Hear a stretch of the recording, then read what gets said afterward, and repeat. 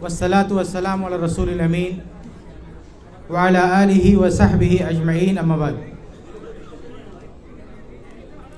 محترم حاضرین، سامعین سامعات،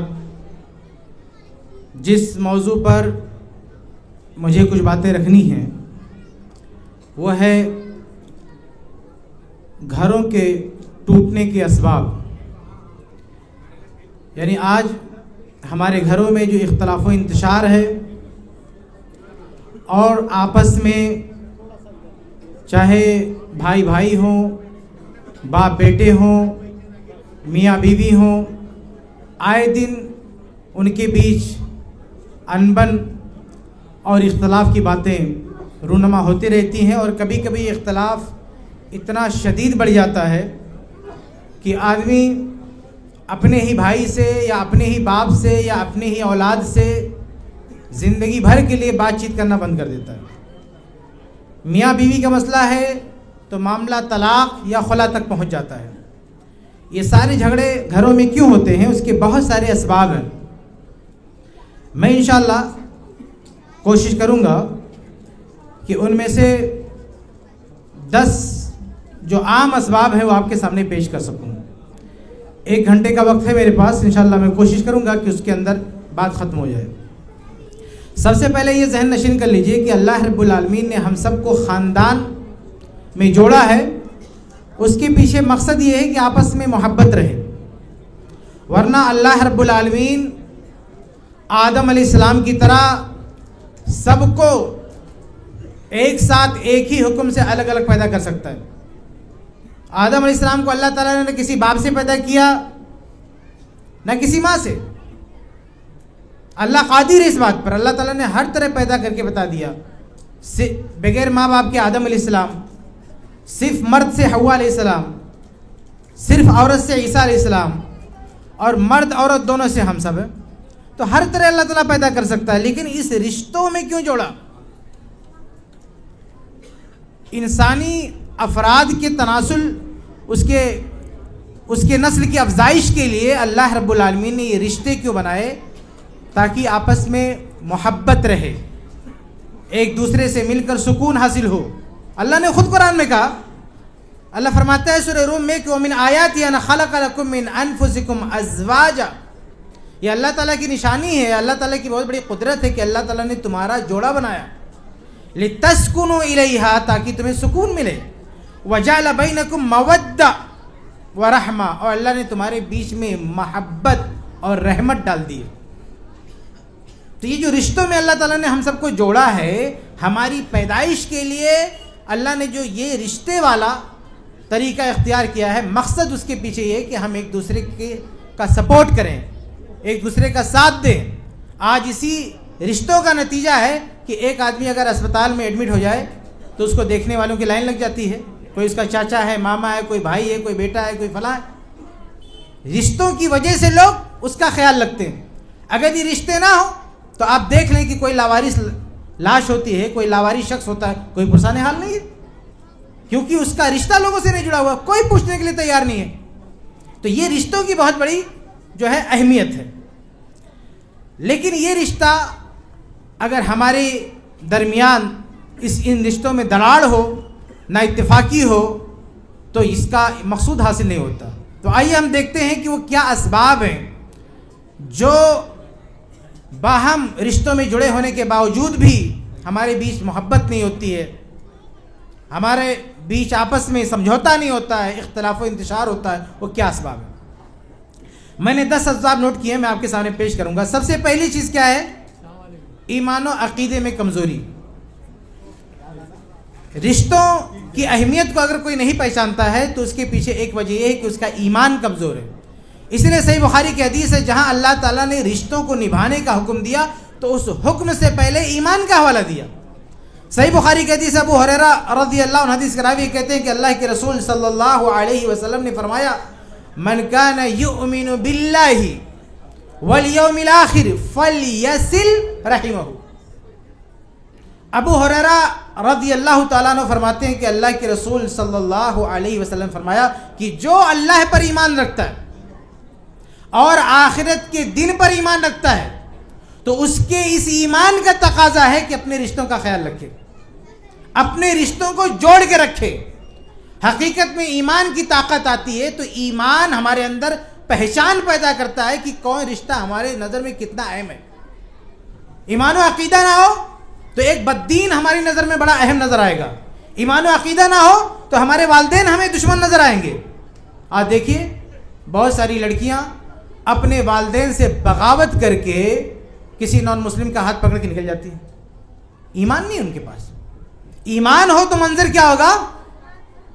سورہ اللہ رب العالمین نے قرآن مجید میں سورہ تحریم میں فرمایا، فرعون کی بیوی کی مثال دی اور تمام مومنوں کے لیے بطور اسوہ پیش کیا۔ اللہ فرماتا ہے ضرب اللہ مثلا للذین آمنوا، کہ اللہ تعالیٰ مومنوں کے لیے ایک مثال بیان کرتا ہے۔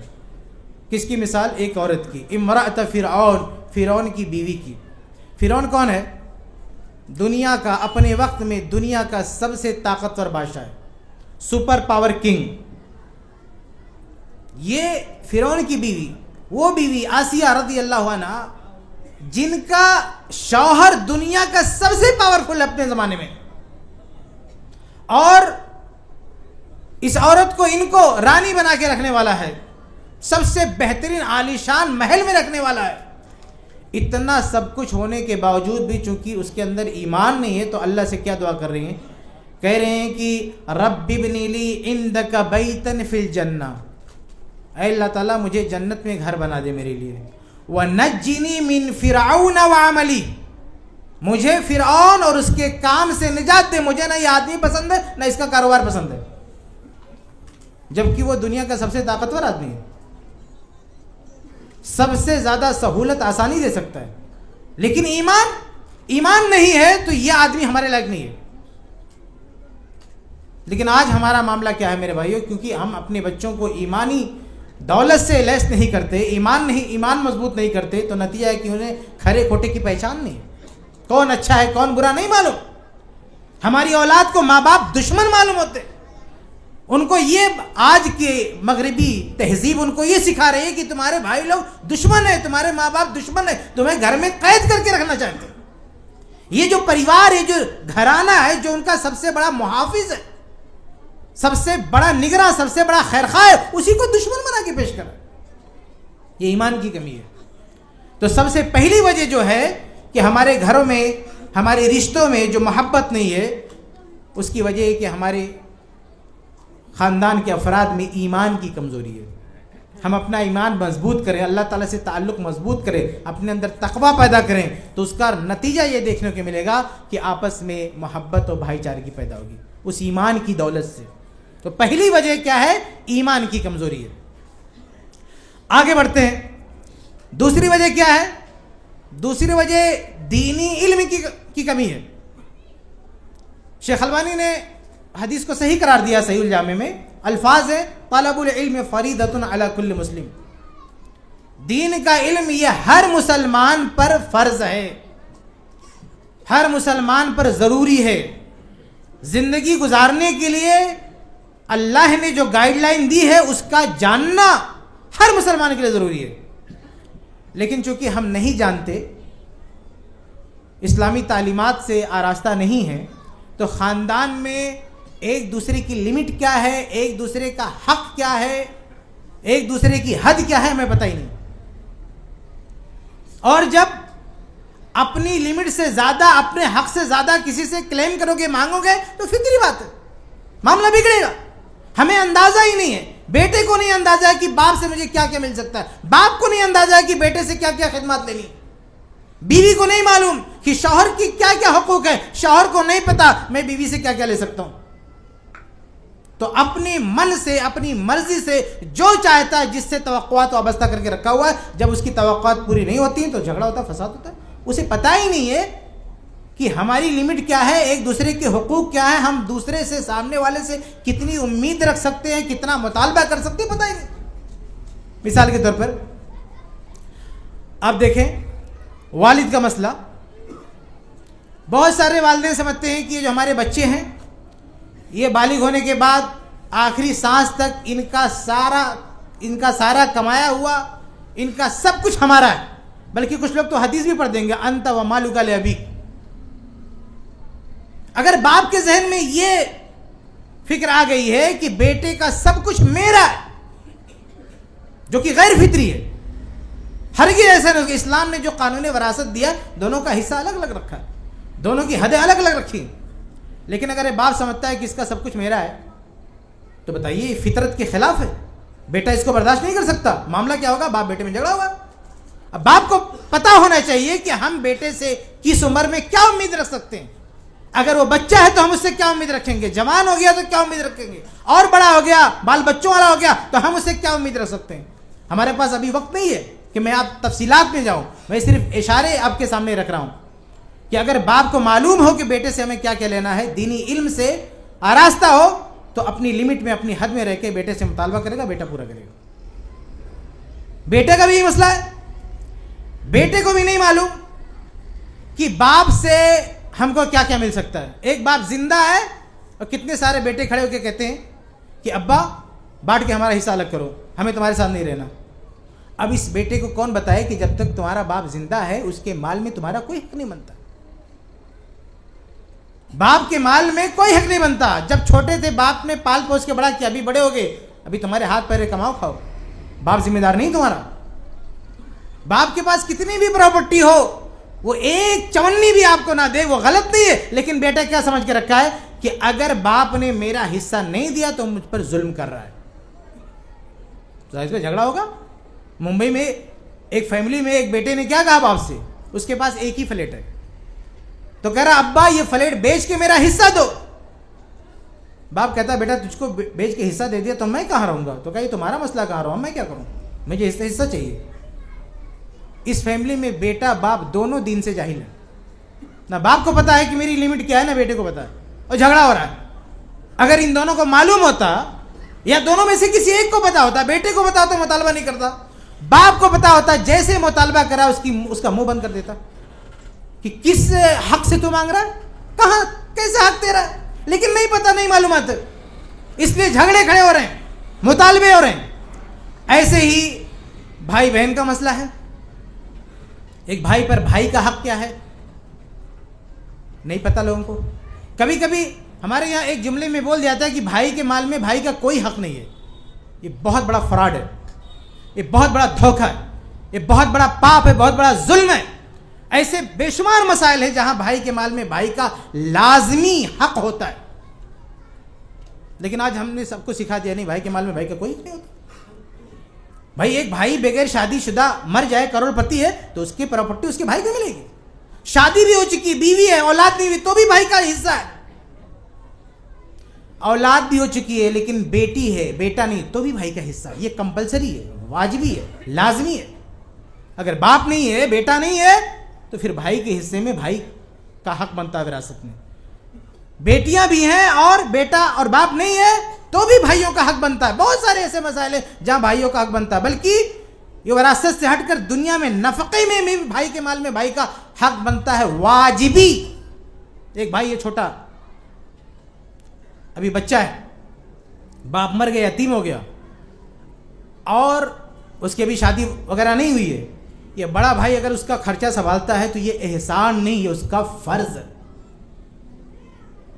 قرآن نے بہت واضح طور پہ کہا وَعَلَى الْوَارِثِ مِثْلُ ذَلِكَ، کہ وراثت کا کنیکشن جہاں ہوگا وہاں خرچہ بھی لگ جائے گا۔ یہ چھوٹا بچہ اگر یہ مر جائے، اس کے نام کوئی پراپرٹی ہے تو بڑے بھائی کو ملے گا، کیونکہ اس کی شادی نہیں ہوئی ابھی، اس کے بچے نہیں، تو یہاں وراثت سے لنک ہے بڑے بھائی کا۔ یہ چھوٹا بھائی اگر اس کے ساتھ کوئی پراپرٹی اٹیچ ہے، یہ مر جاتا ہے، یہ پراپرٹی اس کے بڑے بھائی کو ملے گی اگر مر گیا تو یہ پراپرٹی کا یہاں لنک ہے۔ یہاں ایسے کیسز میں اگر اس کو کچھ ہوتا ہے، اس پر کوئی مسئلہ آتا ہے، تو اس کی دیکھنے کی ذمہ داری بڑے بھائی کی۔ اس کے پاس کوئی پراپرٹی نہیں ہے، کنگال ہے، تو اس کو پڑھانے لکھانے سب ذمہ داری اس کے بڑے بھائی کی۔ یہ احسان نہیں، یہ فرض ہے۔ ہاں باپ زندہ ہے تب بڑے بھائی کا فرض نہیں ہے، یا یہ بڑا ہو گیا اس کی اولاد ہے تو پھر بھائی کا فرض نہیں ہے۔ تو الگ الگ کیسز ہے نا، یہ جاننے کی ضرورت ہے کہ کہاں بھائی کے مال میں بھائی کا حصہ ہے، کہاں نہیں ہے، کہاں وراثت میں حصہ ہے، کہاں نفقے میں ذمہ داری ہے، لیکن یہ ہمیں پتہ نہیں ہے تو فساد ہوتا۔ بھائی بہن کا بھی مسئلہ ہے، ایک بھائی کا بہن سے کتنا رشتہ ہے، بہن کے کیا حقوق ہیں، یہ بھی ہمیں نہیں معلوم ہے۔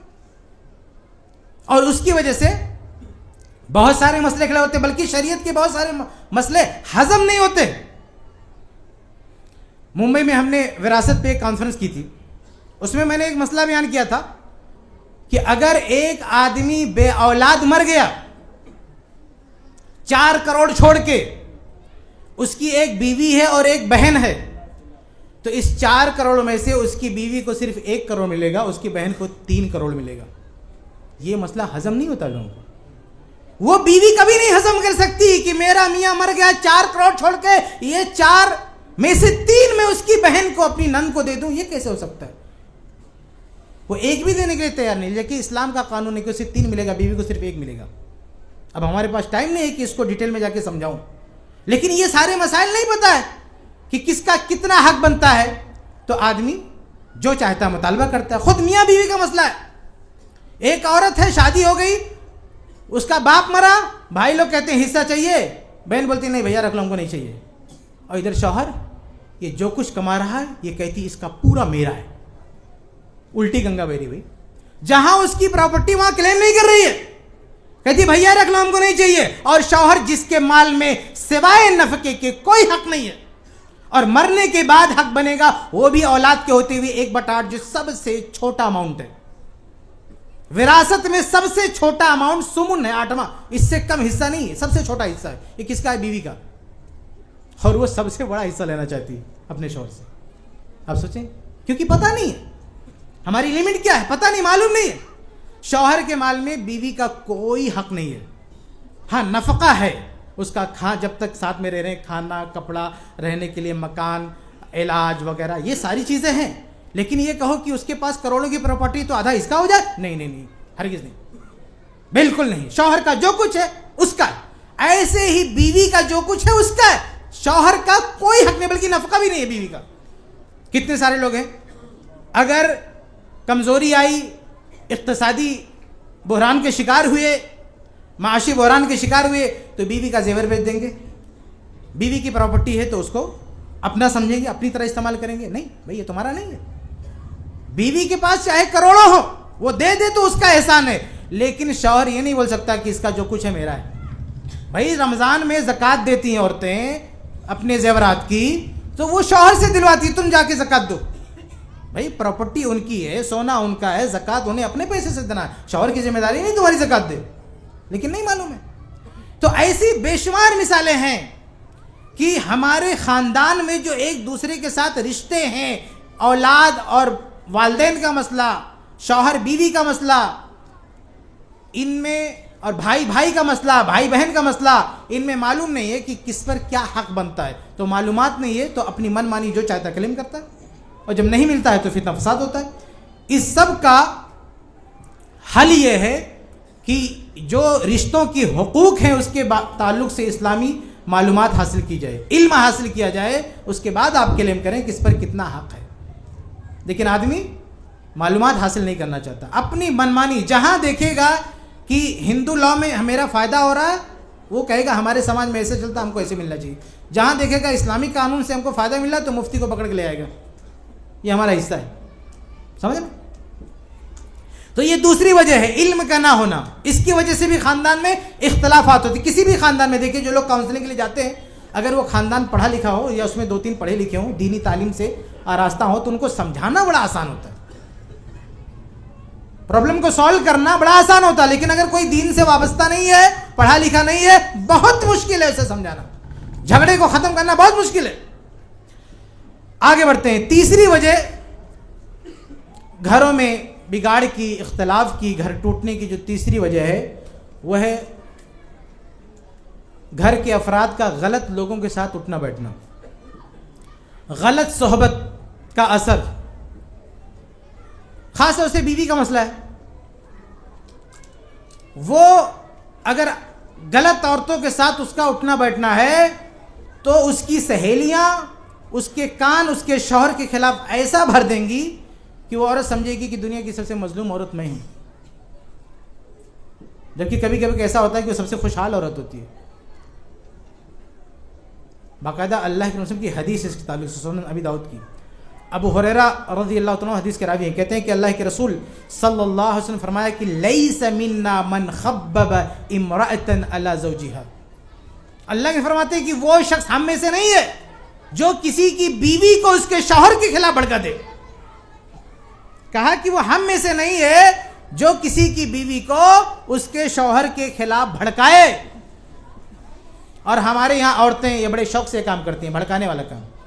ممبئی کا ایک واقعہ ہے، کچھ عورتوں نے ایک عورت کو اس کی سہیلیوں نے اتنا اکسایا شوہر کے خلاف کہ اس نے خلا لے لیا.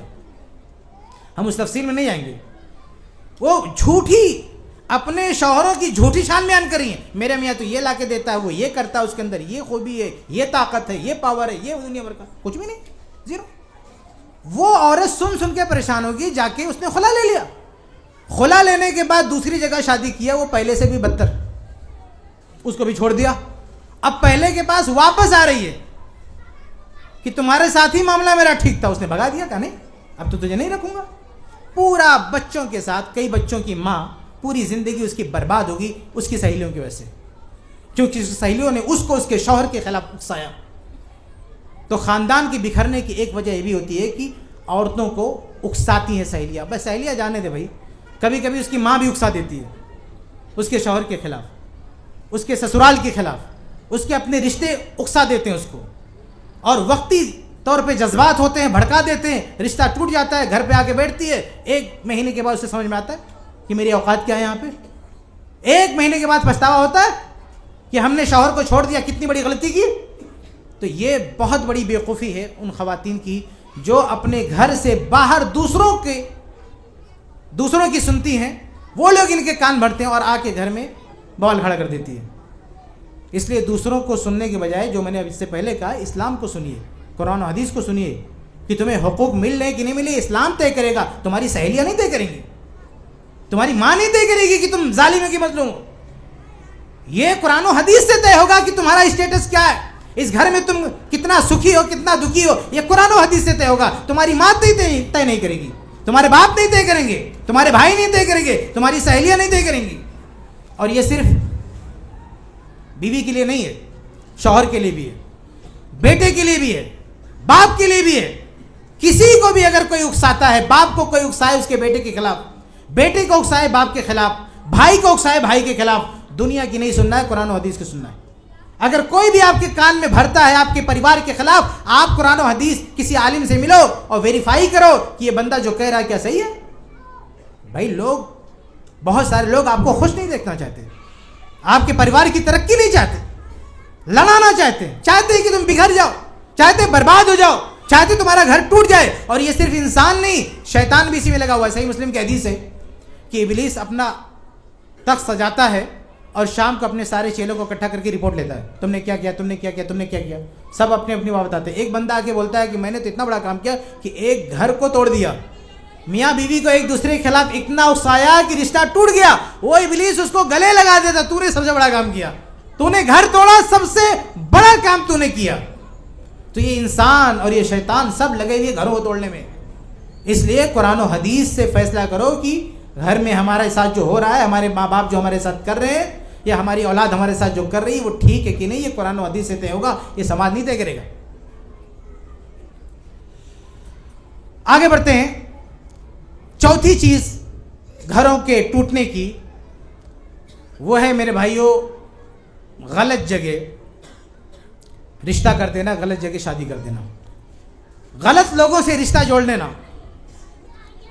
آج بہت سارے لوگ صرف مال کی بنیاد پر، مال بھی ضروری ہے، اس سے انکار نہیں ہے، لیکن صرف مال، باقی کچھ بھی نہیں دیکھنا. اس کا عقیدہ کیا ہے، ایمان کیا ہے، بیک گراؤنڈ کیا ہے، خاندان کیا ہے، اس کا رہن سہن کہنا ہے، کچھ بھی نہیں دیکھنا، صرف پراپرٹی دیکھ رشتہ کیسے کرنے کے. کتنے دن رشتہ چلے گا. ہم لوگ بامبے میں رہتے ہیں، شام کو شادی ہوتی ہے، صبح طلاق ہو رہی ہے. ایسے کیسے بتائیے، اب حیران نہیں جائیں گے. اور بڑے بڑے گھرانوں میں اتنے دھوم دھام سے شادیاں ہو رہی ہیں، ایک رات بھی رشتہ نہیں چلتا. بتائیے، شادی کرنا کمال نہیں ہے، شادی کا ٹکنا کمال ہے. کبھی بھی رشتہ کرو تو یہ مت سوچو کہ یہ سامنے والا راضی، چلو رشتہ کر. دیکھو یہ گاڑی آگے چل پائے گی کہ نہیں چل پائے گی، یہ دونوں ایک دوسرے کے ساتھ رہ پائیں گے کہ نہیں رہ پائیں گے، یہ خاندان ایک دوسرے کو برداشت کر پائے گا کہ نہیں کر پائے گا. یہ ساری چیزیں دیکھنا چاہیے، اس کے بعد شادی ہونی چاہیے. اللہ کے نبی صلی اللہ علیہ وسلم بھی ایسے رشتوں کو ریجیکٹ کر دیا کرتے تھے جس سے یہ اندازہ ہوتا تھا کہ رشتہ نہیں چلنے والا. صحیح مسلم کی روایت ہے نا کہ فاطمہ بنت قیس رضی اللہ عنہا کو طلاق ہوئی تو 2 رشتہ آیا, ایک معاویہ رضی اللہ تعالیٰ عنہ کا اور ایک دوسرے صحابی تھے. اللہ کے نبی نے دونوں کو ریجیکٹ کر دیا, کہا ایک تو مارنے والا ہے, ایک کے پاس پیسہ نہیں ہے, مطلب آگے یہ رشتہ نہیں چلنے والا ہے.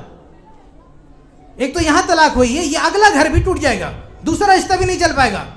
اس لیے انہوں نے ایک تیسری جگہ سجیسٹ کیا, اور عورت کہتی ہے کہ اللہ کے نبی نے جو سجیسٹ کیا رشتہ وہ مجھے پسند نہیں آیا, لیکن آگے چل کر اس رشتے میں اتنی برکت آئی کہ کہتی ہے کہ دوسری عورتیں رش کرتی تھی ہماری اس رشتے پر جو اللہ کے نبی نے سجیسٹ کیا تھا. حالانکہ عورت کو نہیں سمجھ میں آ رہا تھا, لیکن نبی نے سجیسٹ کیا, بر وقت نہیں سمجھ میں آ رہا تھا. آگے چل کے جب اس رشتے میں محبت آئی, اس رشتے میں خوشحالی آئی, تو دوسری خواتین رش کرتی تھی کتنا پیارا رشتہ ہے. تو رشتہ صحیح جگہ کرنا چاہیے, ٹھوک بجا کے, تاکہ آگے کوئی اختلاف نہ ہو, کوئی انتشار نہ ہو, کوئی مسئلہ نہ ہو. اور رشتہ ہونے کے بعد گھروں میں بگاڑ کی ایک وجہ اور بھی ہے, میں یہاں کہنا چاہوں گا. حالانکہ اتنی بڑی مجلس میں یہ سب کہتے ہوئے اچھا نہیں لگتا, یہ سب پرائیویٹ میں باتیں ہونی چاہیے, لیکن پھر بھی موضوع کے تحت یہ باتیں آ رہی ہیں تو میں واضح کرنا چاہتا ہوں. میاں بیوی جس گھر میں رہتے ہیں, بھائی گھر اصل کیا ہے؟ اصل میاں بیوی ہیں, اس کے ساتھ اولاد ہے, ماں باپ بھی, یہی اصل گھر ہے, یہی اصل گھر ہے. کہ ایک آدمی کی بیوی, اس کے والدین, اس کے بچے, یہی اصل پریوار ہے. یہ بڑھتا ہے تو اور پھیلتا چلا جاتا ہے, لیکن اصل پریوار یہی ہے. یہ پورا پریوار کبھی کبھی بکھر جاتا ہے صرف ایک اللہ کے نبی کی ایک حدیث پہ عمل نہ کرنے کی وجہ سے, وہ یہ کہ شوہر اگر اپنی بیوی کو ہم بستری کے لیے بلائے تو اس کو انکار نہیں کرنا چاہیے. اتنی تاکید آپ کو ملے گی, آپ حیران رہ جائیں گے. اللہ صحیح بخاری کی حدیث ہے, اگر کوئی شوہر اپنی بیوی کو بلا رہا ہے ہم بستری کے لیے اپنی ضرورت کے تحت, اور وہ نہیں آتی ہے, رات بھر فرشتے لعنت کرتے اس پر. ایک اور حدیث ہے سنن ترمذی کی, اللہ کے نبی صلی اللہ علیہ وسلم فرماتے ہیں کہ اذا الرجل دعا زوجته لحاجته, جب آدمی اپنی بیوی کو اپنی ضرورت کے تحت بلائے, یعنی ہم بستری, فلتاتی تو آ جائے, اس کی بات مان لے. وَإِن كَانَتْ عَلَى التَّنُّورِ, چاہے وہ تنور پر بیٹھی ہو. اس زمانے کا چولہا گیس کا چولہا نہیں ہے, آپ بٹن دباؤ چالو ہو جائے. بڑی مشکل سے آگ جلتی تھی. اگر وہ چولہا چھوڑ کے عورت آ جائے تو آگ بجھ جائے گی, دوبارہ اس کو جلانا بہت بڑا مسئلہ ہے. اس لیے اللہ کے رسول نے اس کی مثال دی کہ وہاں پہ بیٹھی ہو بھی تو آ جائے. اس طرح کی بہت سارے حدیث. وجہ کیا سمجھتے ہیں؟ کیونکہ اگر شوہر کی یہ ضرورت پوری نہیں ہوئی تو ڈسٹرب ہو جائے گا. اس کے بعد نہ وہ اپنی منہ سے سیدھی اپنی بیوی سے سیدھے منہ بات کرے گا, نہ باپ سے بات کرے گا, نہ بیٹے سے بات کرے گا, سب سے اس کا جھگڑا ہوگا. کہیں آفس میں کام کر رہا ہے وہاں بھی اس کی جاب جا سکتی ہے, پورا دن اس کا ڈسٹرب رہے گا, نہ جانے کہاں کہاں اس کا جھگڑا ہو سکتا ہے. بہت سارے مسائل آپ کو ملیں گے نا کہ چھوٹی چھوٹی وجہ سے شوہر نے طلاق دے دیا بیوی کو. پنچایت بیٹھتی ہے, کیوں طلاق دیا بھائی؟ بیوی کہتی ہے کہ بھائی کھانے میں نمک زیادہ ہو گیا تھا, طلاق دے دیا تھا. آپ لگیں گے سب اس کو ڈانٹنے, یہ وجہ ہوتی طلاق دینے کی, نمک زیادہ ہو گیا اس کی وجہ سے تم طلاق دی تم نے.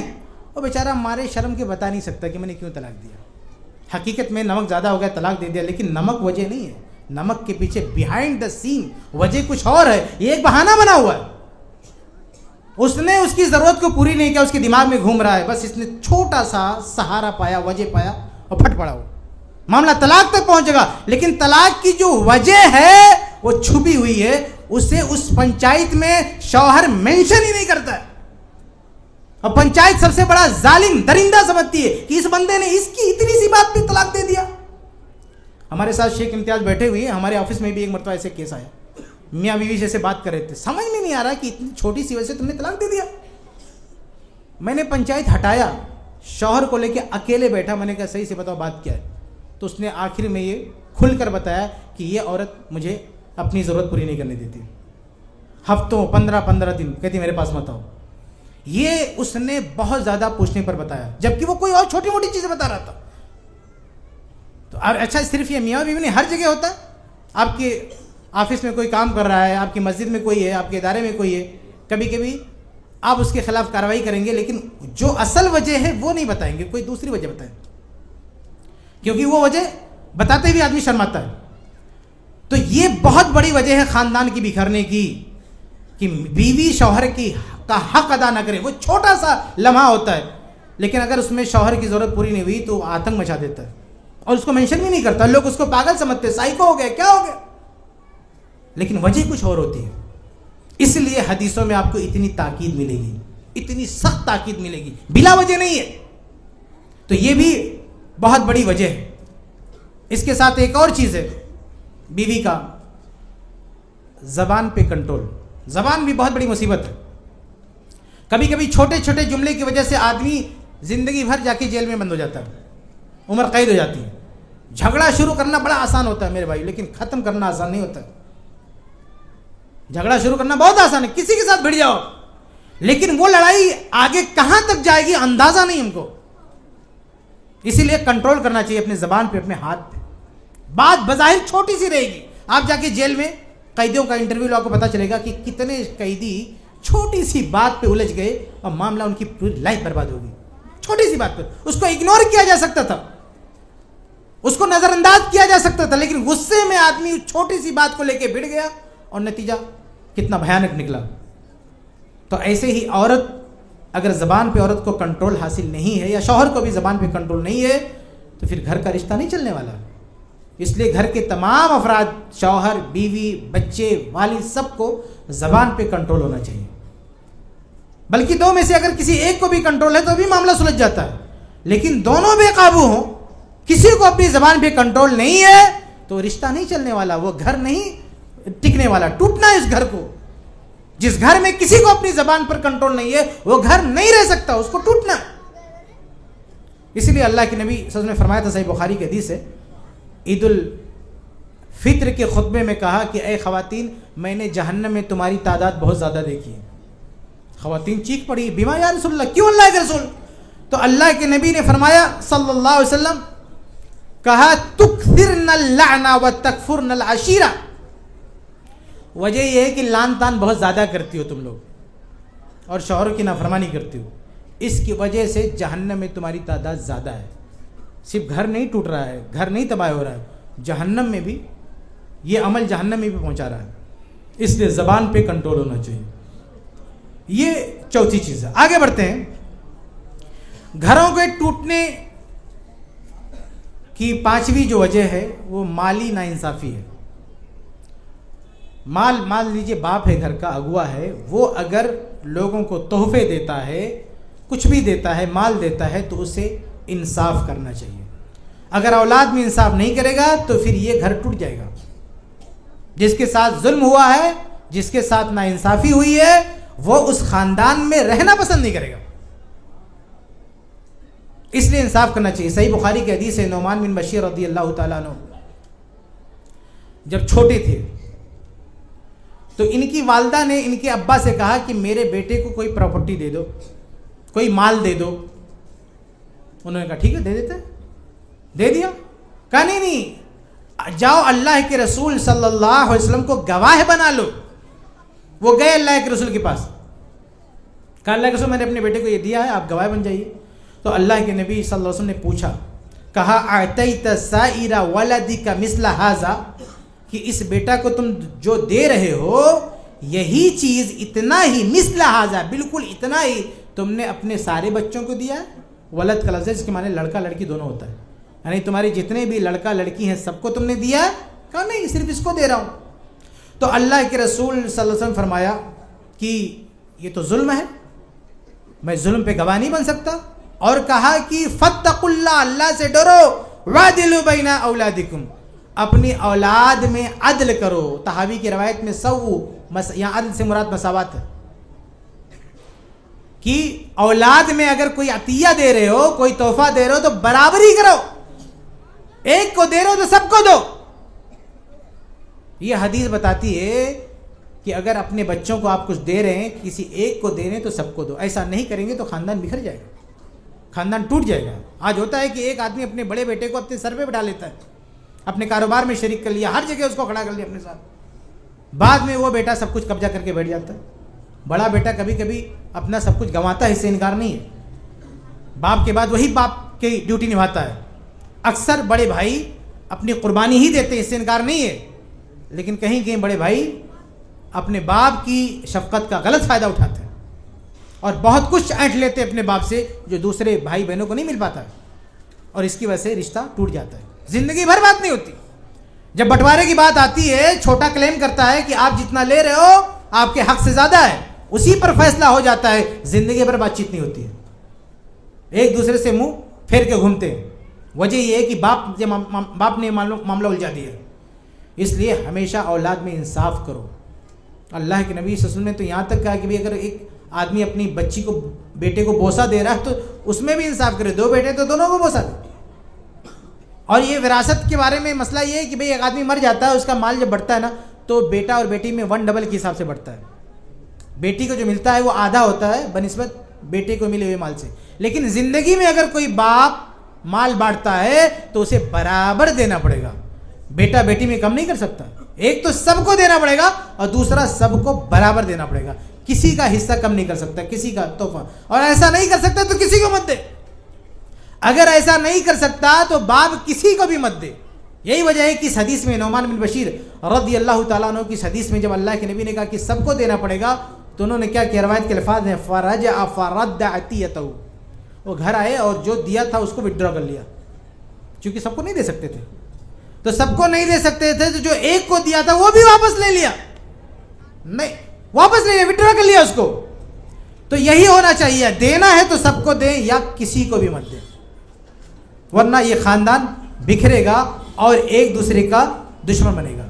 ہمارے یہاں حال یہ ہے کہ وراثت جس کے بارے میں اللہ نے باپ کو دخل اندازی دینے سے روک دیا، بلکہ پریوار میں کسی کو بھی حق نہیں ہے کہ ذرا سا بھی ادھر ادھر کرے، سب کچھ قرآن میں بیان کر دیا، لیکن باپ کیا کہے گا؟ میرے مرنے کے بعد یہ گھر یہ بیٹا لے لے گا، یہ گھر فلاں لے لے گا، یہ کھیت فلاں لے لے گا، یہ دکان فلاں لے گا۔ تم کون ہوتے بولنے والے بھائی؟ ہاں، یہ حق کس نے دیا آپ کو؟ بھائی آپ کی وفات کے بعد اسلامی قوانین طے کریں گے کہ کون کس کے حصے میں آئے گا، باپ نہیں فیصلہ کر سکتا ہے۔ بہت ہی واضح حدیث سنن سے کہ لا وصیت لوارث، باپ اپنے وارثین کے لیے وصیت نہیں کر سکتا۔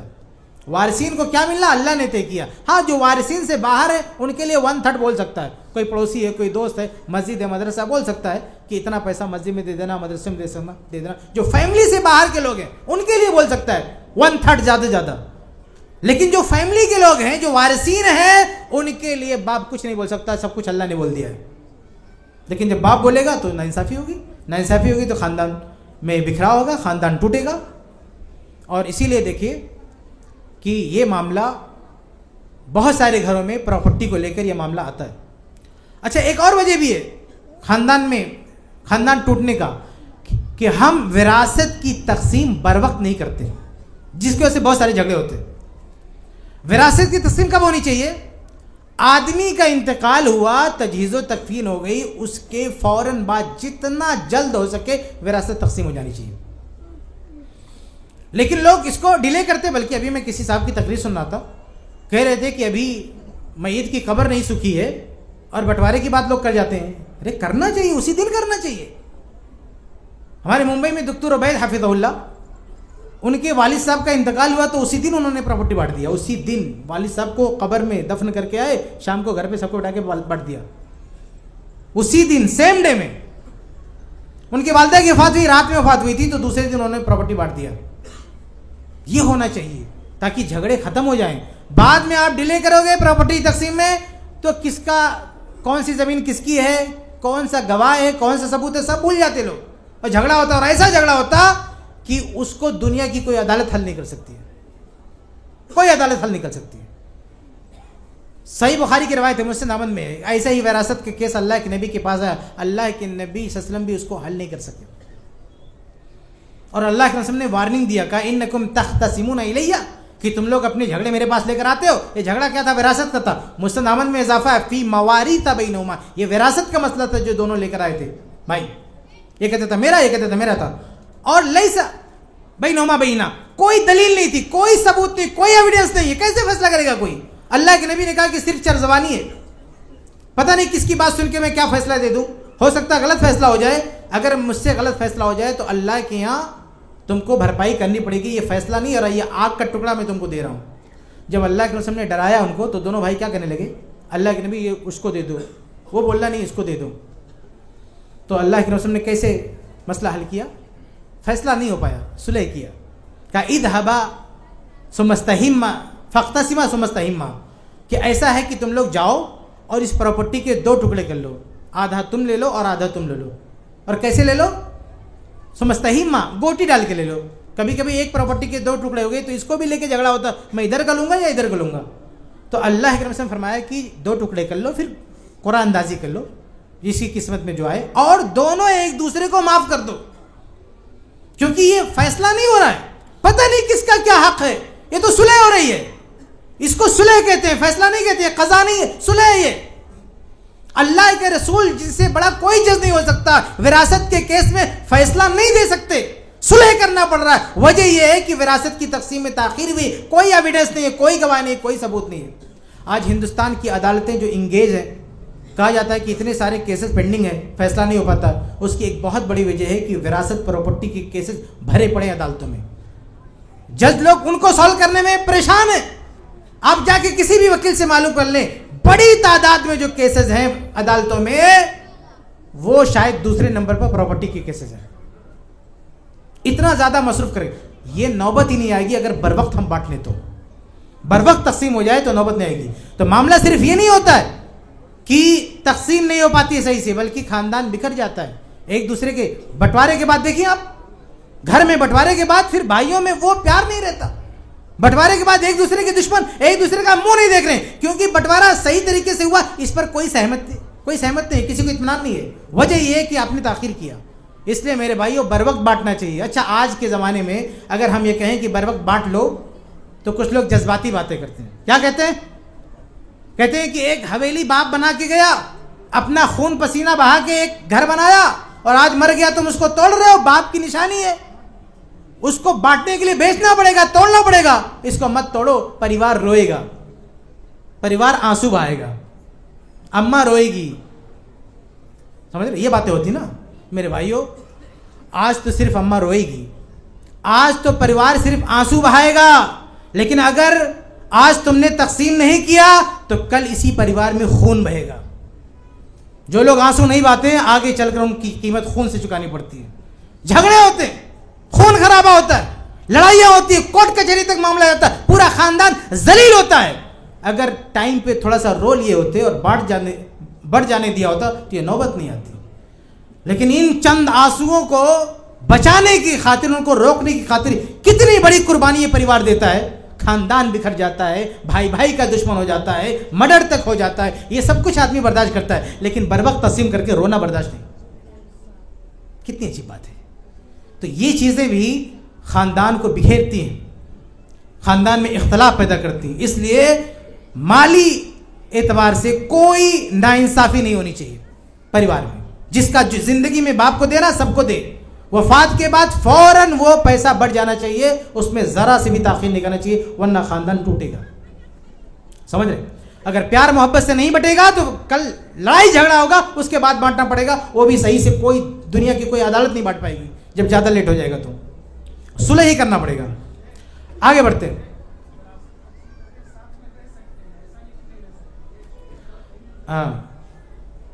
وراثت میں نے لاسٹ میں رکھا ہے اس کو, جوائنٹ فیملی میں آخری نقطے میں اس کو پیش کروں گا انشاءاللہ. آگے بڑھتے ہیں. چھٹی چیز کیا ہے؟ چھٹی چیز ہے جو گھروں کو توڑتی ہے, وہ طاقت کا تصادم ہے. یعنی گھر کا ہر آدمی مالک بنا ہوا ہے, ایک دوسرے سے لڑ رہا ہے. بھائی باپ چاہتا ہے میری چلے, بیوی چاہتی ہے میری چلے, تو ایسا گھر ٹوٹ پھوٹ کے شکار ہو جائے گا. قرآن میں اللہ تعالیٰ نے کہا الرجال قوامون علی النساء, کہ جو آدمی ہے یہ مرد پر قوام ہے, کیونکہ اللہ تعالیٰ نے اس کو اضافی فضل عطا کیا ہے, اس کو فضیلت برتری دی ہے, اور پورا گھر کا خرچ بھی چلاتا ہے وہ, اس لیے قوام مرد ہے, گھر کا مالک مرد ہے. جس گھر میں مرد کی جگہ عورت حکومت کرے وہ گھر کبھی بھی ٹھیک نہیں ہو سکتا. اس گھر میں ہمیشہ لڑائی جھگڑا ہی ہوتا رہے گا. اگر آپ کو اپنی رشتہ کرنا نا تو سب سے پہلے یہ پتہ کر لو اس گھر میں کس کا راج چلتا ہے, عورتوں کا چلتا ہے یا مردوں کا چلتا ہے. اگر عورتوں کا چلتا ہے بہت دور بھاگو, ایسے گھر کے قریب مت جاؤ, ورنہ بیٹا ہو یا بیٹا جس کا رشتہ کرو گے تباہ ہو جاؤ گے. خود صحیح بخاری کی روایت ہے, اللہ سے فرماتے ہیں کہ وہ قوم کبھی بھی کامیاب نہیں ہو سکتی جو کسی عورت کو حکمرانی سونپ دے. تو گھروں کی بھی حکمرانی، گھروں کی بھی قیادت آدمی کے ہاتھ میں ہونی چاہیے، عورت کے ہاتھ میں نہیں ہونی چاہیے. ایسے گھروں میں کبھی رشتہ مت کرنا جس گھر میں عورت راج کرتی ہے، کبھی نہیں کرنا. سب سے پہلے یہی پتا کرو اس میں حکومت کس کی چلتی ہے، اس میں باتیں کس کی سنی جاتی ہیں.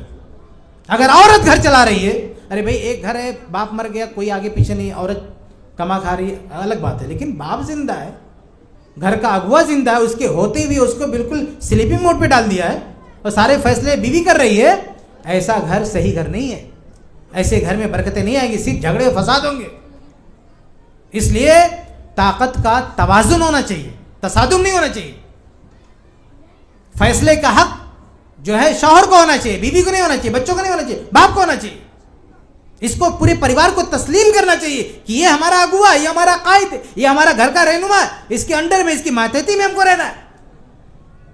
یہ خاندان بھی ایک ادارہ ہے اور ادارے کا ایک سربراہ ہونا چاہیے. بغیر سربراہ کے یہ ادارہ، یہ خاندان نہیں چل سکتا ہے، ٹوٹ پھوٹ کا شکار ہو جائے گا. یہ لڑائی جھگڑا کبھی ختم نہیں ہوگا اگر آپ نے کسی ایک کو قیادت نہیں سونپی تو، اور وہ بھی مرد کو، بچوں کے باپ کو، بیوی کے شوہر کو. یہ بہت ضروری ہے میرے بھائیو. اگر ایسا نہیں رہا تو گھر ٹوٹ پھوٹ کا شکار ہو جائے گا. یہ چھٹی وجہ ہمارے گھروں کے ٹوٹنے کی کہ اس میں حکومت عورتیں کر رہی ہیں یا بچے کر رہے ہیں، چھوٹے لوگ فیصلے کر رہے ہیں. نہیں، فیصلے بڑوں کے ہونے چاہیے، فیصلے باپ کے ہونے چاہیے. بیٹے کمانے لگے، ایک ساتھ رہ رہے ہیں، کتنے بھی بڑے بن جائیں، لیکن باپ زندہ ہے، اس کا احترام ہونا چاہیے. اس سے پوچھ کر، اس کے رائے مشورے سے فیصلے ہونے چاہیے. بیٹا مالی اعتبار سے مضبوط ہو گیا، اس کا مطلب نہیں کہ باپ سے بڑا ہو گیا ہے، بہت بڑا چالاک ہو گیا ہے، اب وہ فیصلے کرنے لگے. باپ کا بالکل ریٹائر کر دے. تم ریٹائر ہو گئے، گھر پہ بیٹھو. ارے ٹھیک ہے، کام سے ریٹائر ہو گیا، لیکن فیصلے تو ریٹائر نہیں ہوگا، نہیں کر سکتے نا. اس کو گھر کے معاملات میں دخل اندازی کرے گا، اس کے فیصلے چلیں گے، اس کی حکمرانی رہے گی، اس کی قیادت رہے گی جب تک باپ زندہ ہے. باپ کے مرنے کے بعد بیٹوں کا نمبر آتا ہے. بیٹے کتنے بڑے ہو جائیں لیکن باپ کو ٹیک اوور نہیں کر سکتے. لیکن آج حال یہ ہے کہ ایک باپ جو انگلی پکڑ کے بیٹے کو چلنا سکھاتا ہے، اتنا بڑا بناتا ہے. صرف دنیا میں باپ ہی ایک ایسا واحد آدمی ہے جو یہ چاہتا ہے کہ کسی کے بارے میں کہ مجھ سے بڑا بن جائے. وہ اپنے بیٹے کو مجھ سے، باقی کوئی کسی کو اپنے سے بڑا بنتا ہوا نہیں دیکھنا چاہتا نا. صرف باپ ہے جو چاہتا ہے کہ میرا بیٹا مجھ سے بڑا بن جائے. آپ کا دوست ہے، آپ اس سے بڑے بن جائے، اس کو تکلیف ہو جاتی ہے. لیکن باپ سے بیٹا بڑا بن جائے، باپ کا سینہ چڑھا جاتا ہے. باپ خوش ہو جاتا ہے کہ میرا بیٹا مجھ سے بڑا بن گیا. لیکن یہ بیٹا کیا کرتا ہے؟ یہ بڑا بننے کے بعد باپ کو چھوٹا کر دیتا ہے، اس کو گھر پہ بٹھا دیتا ہے. اب باپ ریٹائر ہو گئے، آپ کا کوئی کام نہیں ہے. یہ باپ کبھی بھی، اولاد کبھی بھی اپنے ماں باپ کا پورا حق ادا نہیں کر سکتے. یاد رکھیں آپ، بچپن میں کبھی بھی اولاد کو نہیں بولنا چاہیے کہ ماں باپ نے بچپن میں جس طرح سے ہم کو پال پوس کے بڑا کیا ہے وہ آپ لوٹا نہیں سکتے ہو. چھوٹے بچے ہوتے ہیں ماں باپ کیا کرتے ہیں بھائی؟ چھوٹے بچہ اگر کھانا نہیں کھاتا، دیکھیے ماں باپ کتنے ٹینشن میں آتے ہیں. اور مصیبت یہ ہے کہ باپ کی اہمیت کیا ہے بیٹے کو تب سمجھ میں آتا ہے جب وہ خود باپ بنتا ہے. اور جب اس کو یہ بات سمجھ میں آتی ہے تب اس کا باپ زندہ نہیں رہتا ہے کہ اس کے ساتھ کچھ اچھا کر سکے. وہ دنیا سے جا چکا ہوتا ہے. بہت دیر میں یہ بات سمجھ میں آتی ہے کہ باپ کیا ہوتا ہے. جب تک خود آدمی باپ نہیں بنتا ہے اور باپ کے مسائل سے جوجھتا نہیں ہے، اسے سمجھ میں نہیں آتا کہ باپ کا ٹینشن کیا ہوتا ہے، باپ کیا ہوتا ہے، کس چیز کا نام ہے. اس لیے میرے بھائیو، ماں باپ کا قدر کرنا چاہیے. بچپن میں انہوں نے جس طرح سے پال پوس کے بڑا کیا، بڑھاپے میں تم اسے کبھی نہیں لوٹا سکتے. بچپن میں کیا ہوتا ہے، ایک بچہ پیشاب کر دے، ماں اس پہ سو جاتی ہے.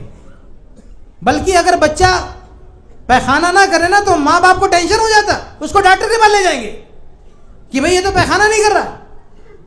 آپ سوچیے، ٹینشن میں آ جائیں گے. لیکن یہی ماں باپ بوڑھے ہو جائیں اور بستر پر لیٹ جائیں اور وہیں پیشاب پیخانہ کرنے کی نوبت آ جائے تو اگر 2 دن پیخانہ نہ کرے تو بچوں کو کوئی ٹینشن نہیں ہے.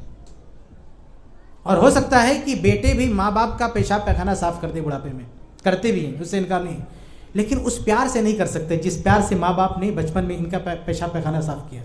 ماں جب بچے کا پیشاب پیخانہ صاف کرتی ہے تو کھلاتی رہتی ہے، اس کو ہنساتی رہتی ہے، اس کو فیل نہیں ہوتا. آپ سوچیں کسی ماں کو دیکھا آپ نے اپنے بچے کا پیشاب پیخانہ صاف کرتی ہے، اس کو گود میں لے کے کھلا کے دلار کر کے. لیکن یہی بیٹا کل اپنی ماں کا پیشاب پیخانہ صاف کرنے کی نوبت آئے تو اس پیار سے نہیں کر سکتا. وہ کر سکتا ہے لیکن یہ پیار نہیں لوٹا سکتا. تو کبھی بھی اولاد اپنے ماں باپ کا احسان نہیں چکا سکتی. اس لیے ان کو اپنی لمٹ میں رہنا چاہیے، اپنی حد میں رہنا چاہیے. ماں باپ کو کبھی ٹیک اوور نہیں کرنا چاہیے. کبھی اگر لگے بھی کچھ ہمارے ساتھ ماں باپ غلط کر رہے ہیں تو شریعت کی طرف جانا چاہیے, اپنے من سے کوئی فیصلہ نہیں کرنا چاہیے. کرتے کبھی ماں باپ سے بھی زیادتی ہوتی ہے, لیکن اس کا فیصلہ قرآن و حدیث سے ہوگا, تمہارے اپنے تجربے سے نہیں ہوگا, تمہارے ٹیلنٹ سے نہیں ہوگا, قرآن و حدیث سے ہوگا. کہنے کا مطلب یہ ہے کہ گھر تبھی سلامت رہے گا جب گھر میں بڑوں کا راج ہوگا, بڑے راج کریں گے, ان کی حکومت ہوگی, ان کی قیادت ہوگی, تب گھر سلامت رہے گا. آگے بڑھتے ہیں. 7ویں چیز, بس اس کے بعد 3 چیزیں اور رہ گئی ہیں.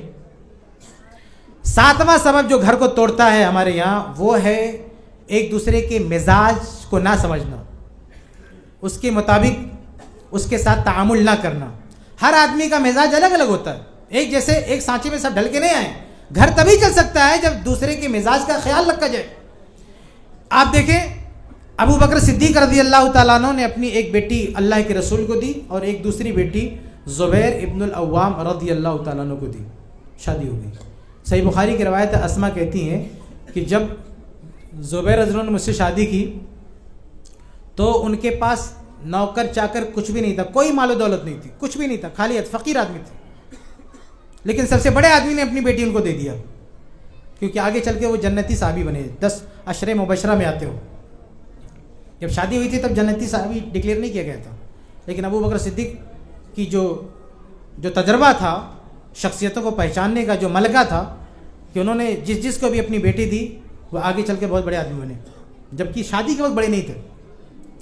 تو زبیر رضی اللہ تعالیٰ عنہ کے پاس کچھ نہیں تھا. اسما رضی اللہ تعالیٰ عنہ نے اپنے گھر پہ کبھی کھانا نہیں بنایا تھا, وہ نوکرانیاں باندیاں کھانا بناتی تھیں. شادی ہونے کے بعد پہلی بار کھانا بنانا پڑا, پڑوس کی لڑکیوں کو بلا کے کھانا بنانا سیکھا. صحیح بخاری کی روایت ہے. اور کھانا بنا کے اپنے شوہر کو کھلا رہی ہیں, اپنے شوہر کا جو گھوڑا تھا اس کو بھی کھانا دے رہی ہیں. گھر میں پانی بھرنے کا کام بھی خود ہی کر رہی ہیں, کوئی نوکر چاکر نہیں ہے. پانی بھرنا آج کے زمانے میں نہیں, ٹوٹی کھول دیا آپ نے, بھائی جا کے کسی کنویں سے بھر کے پانی لا کے گھر میں اسٹور کرنا, اور جا کے دور دراز سے لکڑیاں بھی ڈھو کے سر پہ لاد کے لا رہی تھی. اتنا کام جیسے کوئی باندی نوکرانی جو کام کرتی نا, ویسی لائف اسٹائل تھی. لیکن اس کے باوجود بھی شوہر کے ساتھ وفاداری دیکھیے آپ, کہ ایک مرتبہ اللہ راستے میں سر پہ جو ہے لکڑیوں کا گٹھر لاد کے لا رہی تھی اسما رضی اللہ تعالیٰ عنہ. راستے میں اللہ کے رسول صلی اللہ علیہ وسلم سے ملاقات ہو گئی. کیا کہتی ہیں کہ اللہ کے نبی نے جب مجھ کو دیکھا تو فَأَنَاخَ لِأَرْكَبَ, آپ نے اپنی سواری بٹھائی تاکہ مجھے سوار کر لیں, کیونکہ رشتہ میں سالی لگتی تھی. اور اللہ کے نبی وسلم کو ترس آیا کہ بھئی بیچاری لکڑی لاد کے جا رہی ہے, گھر پہ چھوڑ دیتا ہوں. اللہ کے نبی اکیلے بھی نہیں تھے, مَعَهُ نَفَرٌ مِّنَ أَصْحَابِهِ, اللہ کے نبی کے ساتھ آپ کے صحابہ تھے, ایک پوری ٹیم تھی. تو اسما کیا کہتی ہیں, دیکھیں صحیح بخاری کی روایت ہے, اسما کے الفاظ کیا ہیں. اللہ کے نبی صلی اللہ علیہ وسلم نے سواری بٹھایا تاکہ اسما کو سوار کر کے ان کے گھر تک ڈراپ کر دیں. بیچاری تھکی ہے, لاد کے گٹھر لے کے جا رہی ہے. اسما کیا کہتی ہیں, بخاری کے الفاظ ہے, فَاسْتَحْيَيْتُ أَنْ أَسِيرَ مَعَ الرِّجَالِ, مجھے شرم آئی کہ میں مردوں کے ساتھ چلوں, میں اکیلی چل رہی تھی وہی ٹھیک تھا. کہتی ہیں وَذَكَرْتُ الزُّبَيْرَ وَغَيْرَتُهُ, مجھے اپنے شوہر زبیر کی غیرت یاد آ گئی کہ یہ ان کو اچھا نہیں لگے گا. آپ سوچئے شوہر کے مزاج کا کتنا خیال رکھنے والی, شوہر کو اچھا نہیں لگے گا, اس کی وجہ سے اللہ کے رسول کی پیشکش کو رد کر دیا, نہیں بیٹھی. اللہ کے نبی کھڑے ہو کے آگے چلے گئے. آپ بتائیے, اللہ کے رسول ہیں, آپ کے ساتھ صحابہ ہیں, صرف اس وجہ سے نہیں بیٹھ رہی کہ میرے شوہر کو تکلیف ہو جائے گی. اور آج کے گھر کی بیویاں یا بیٹیاں, کوئی بھی گھر میں آ گیا اس کو کھانا پانی دینا, اس سے بات کرنا, کوئی بول دے کہ تمہارا دل کتنا گندا ہے, تمہاری سوچ کتنی گندی ہے, یعنی اس کی غیرت کا کوئی خیال نہیں ہے. باپ کی غیرت کا, شوہر کی غیرت کا, آپ جس سے چاہو بات کرو, جس کو جو چاہو جس کے ساتھ پیش آؤ. تو یہ دیکھیے, ایک شوہر ایک بیوی کو چاہیے کہ اپنے شوہر کے مزاج کو سمجھے تاکہ گھر میں اختلاف کی نوبت نہ آئے.